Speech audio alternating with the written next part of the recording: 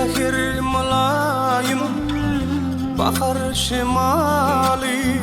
pencereden oğrin karadı göğe duşuşuğa çağıryan yali pencerenin tutuların radı göğe duşuşmana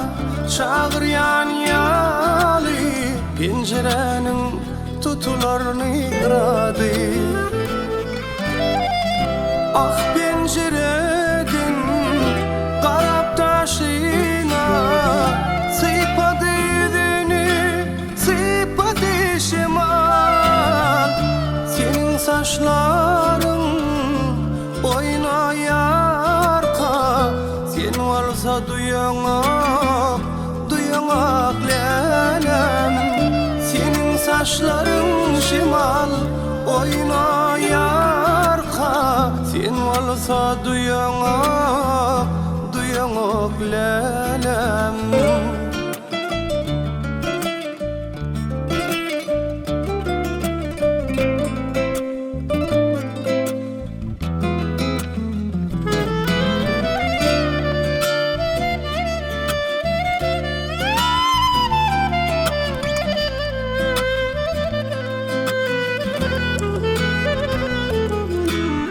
belki sici uqa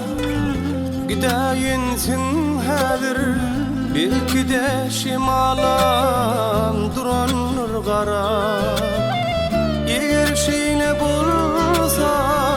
karavan şimal hediyenler senin saçların dara eğer şeyle bulsa karavan şimal kirli diyenler senin saçların dara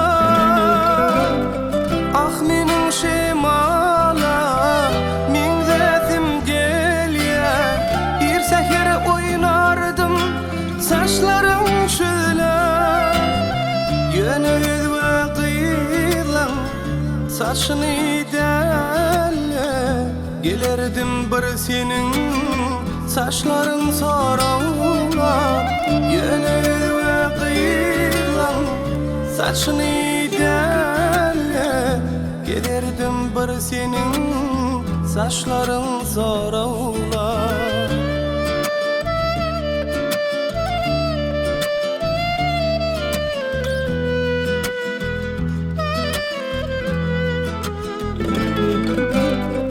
ah pencereden karap taşına sıpadı deni sıpadı şimal eğer şeyle bulsa